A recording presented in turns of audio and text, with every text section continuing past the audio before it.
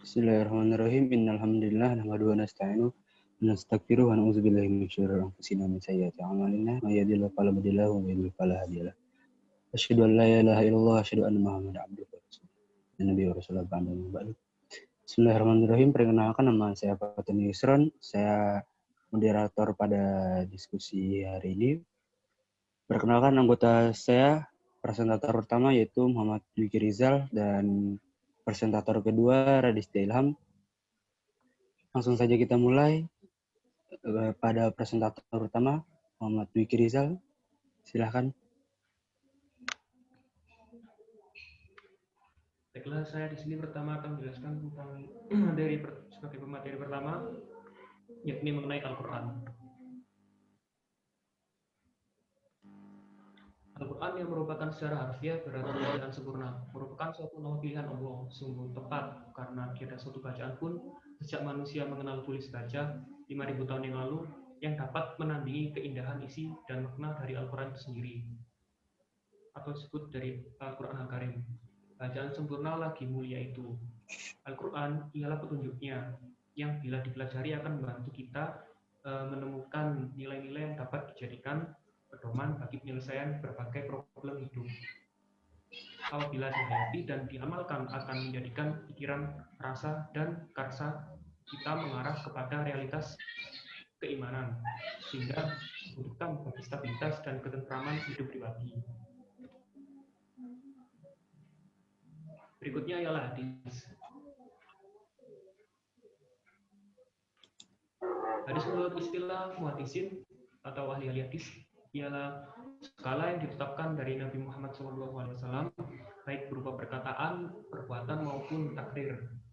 Pengajaran sifat perilaku perjalanan hidup Nabi SAW sebelum dan sudah diangkat menjadi Rasul, maupun sebelumnya, maupun sesudahnya. Sedangkan hadis menurut para ahli ulama atau Syekh Waliullah berpendapat antara Al-Hafidh dan dalam Syarh Al-Bukhari dan Al-Hafidh Al-Syakhawi ialah segala ucapan, perbuatan dan keadaan Nabi Muhammad SAW termasuk dalam keadaan beliau, baik segala yang diriwayatkan dalam bentuk sejarah seperti kelahiran, tempatnya, dan bersangkutan tahu dengan itu, baik juga sebelum diangkat sebagai Rasul maupun sesudahnya. Pengertian toleransi.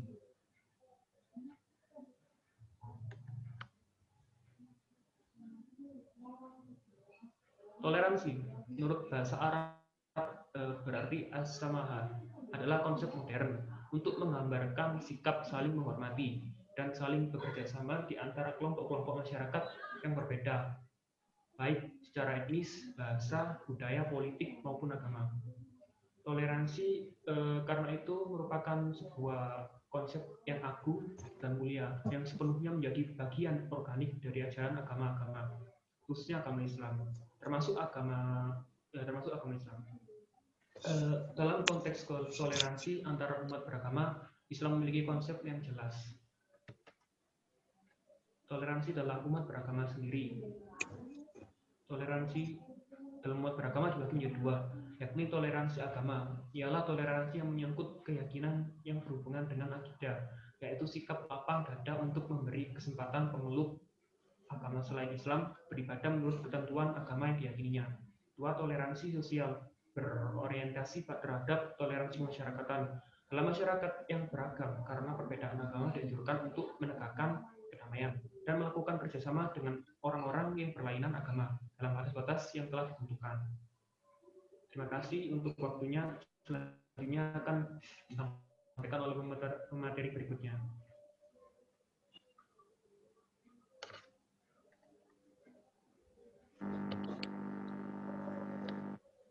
Pada pemateri berikutnya, Raditya Ilham. Baik, terima kasih Mas Fatoni. Saya akan menjelaskan tentang hadis toleransi dan kerukunan antar umat beragama. Toleransi dalam perspektif hadis Nabi.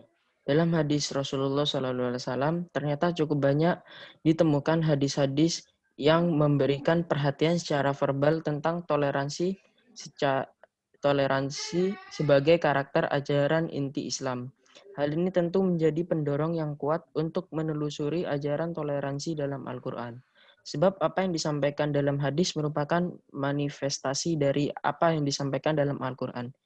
Di dalam salah satu hadis Rasulullah SAW, beliau bersabda, telah menceritakan kepada kami Abdillah, telah menceritakan kepada saya Abi, telah menceritakan kepada saya Yazid, berkata, telah mengabarkan kepada kami Muhammad bin Ishaq dari Daud bin Al-Husain, dari Ikrimah, dari Ibnu Abbas. Ia berkata, ditanyakan kepada Rasulullah SAW, agama manakah yang paling dicintai oleh Allah? Maka beliau bersabda, Al-Hanifiyah As-Sama, artinya yang lurus lagi toleran. Berdasarkan hadis di atas dapat dikatakan bahwa Islam adalah agama yang toleran dalam berbagai aspeknya, baik dari aspek akidah maupun syariah. Akan tetapi toleransi dalam Islam lebih dititik beratkan pada wilayah muamalah. Analisis terhadap toleransi dalam Islam. Ulasan terhadap hadis-hadis yang telah dikemukakan terdahulu menunjukkan bahwa toleransi dalam hadis mengarah kepada sikap terbuka dan mau mengakui adanya berbagai macam perbedaan, baik dari sisi suku bangsa, warna kulit, bahasa, adat istiadat, budaya, bahasa, serta agama. Atau yang lebih populer dengan sebutan inklusivisme, pluralisme, dan multikulturalisme. Hal ini sejalan firman Allah Subhanahu wa taala, Quran surat Al-Hujurat, yaitu, hai manusia, sesungguhnya kami menciptakan kamu dari seorang laki-laki dan seorang perempuan dan menjadikan kamu berbangsa-bangsa dan bersuku-suku supaya kamu saling kenal mengenal. Sesungguhnya orang yang paling mulia di antara kamu di sisi Allah ialah orang yang paling takwa di antara kamu. Sesungguhnya Allah Maha Mengetahui lagi Maha Mengenal. Kaitan toleransi dengan persaudaraan sesama Muslim. Berkaitan dengan hubungan toleransi dengan persaudaraan sesama Muslim, dalam hal ini Allah Subhanahu wa taala berfirman di Quran surat Al-Hujurat, orang-orang yang beriman itu sesungguhnya bersaudara. Sebab itu damaikanlah, perbaikilah hubungan antara kedua saudaramu itu dan takutlah terhadap Allah supaya kamu mendapat rahmat. Dalam ayat ini Allah menyatakan bahwa orang-orang mukmin bersaudara dan memerintahkan untuk melakukan islah atau mendamaikannya untuk perbaikan hubungan.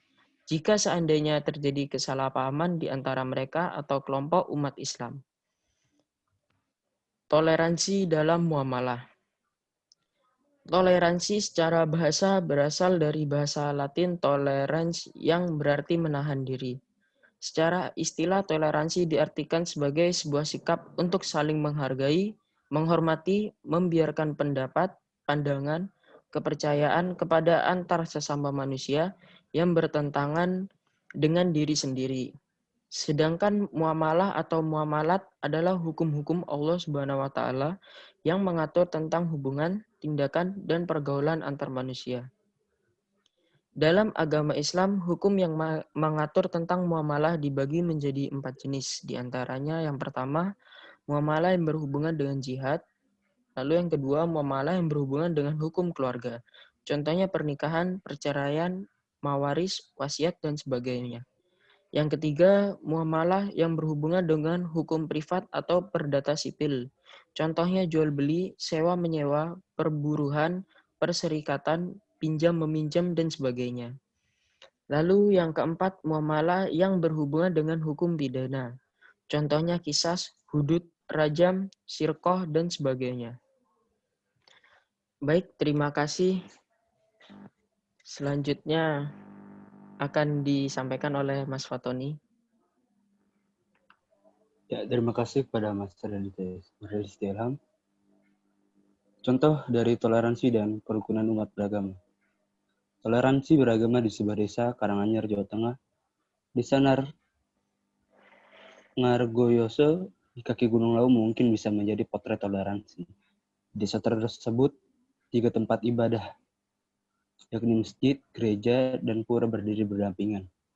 Komunikasi yang baik dan sikap saling menghormati membuat seluruh warga desa hidup dalam damai. walaupun berbeda keyakinan. Gereja Katedral Jakarta ubah jadwal misa di hari Idul Fitri. Pengurus Gereja Katedral Jakarta Pusat mengubah jadwal misa Minggu pagi yang bertepatan dengan hari Idul Fitri. Hal ini dilakukan agar halaman gereja ini bisa dipakai parkir umat muslim yang sholat di Istiqlal. Tradisi toleransi tersebut bukan hanya berjalan tahun ini, melainkan telah berjalan selama bertahun-tahun. Pecalang jaga sholat Idul Fitri. Ribuan umat Islam di Kota Denpasar, Bali melaksanakan sholat Id di lapangan Lumintang. Sholat berjalan dengan hikmah dengan pengamanan polisi bersenjata dan pecalang yang beragama Hindu. Umat Islam di Tambrau, Papua bantu umat Kristen saat perayaan Hari Besar. Toleransi antarumat beragama di Kabupaten Tambrau, Papua Barat menjadi contoh yang indah. Contoh budaya toleransi diantaranya panitia yang bertugas pada perayaan Hari Besar. Umat Kristen adalah umat Islam, begitu juga sebaliknya. Kerukunan dan toleransi tersebut bukan karena desakan pemerintah, tapi tumbuh dari kebersamaan di tengah masyarakat dengan sendirinya. Ya, selesai sudah dari kita semua. Apabila ada salah, disengaja maupun tidak disengaja, kami minta maaf. Dan wassalamualaikum warahmatullahi wabarakatuh. Waalaikumsalam warahmatullahi wabarakatuh. Selanjutnya akan dilanjutkan via WRG. Untuk teman-teman yang ingin bertanya silakan.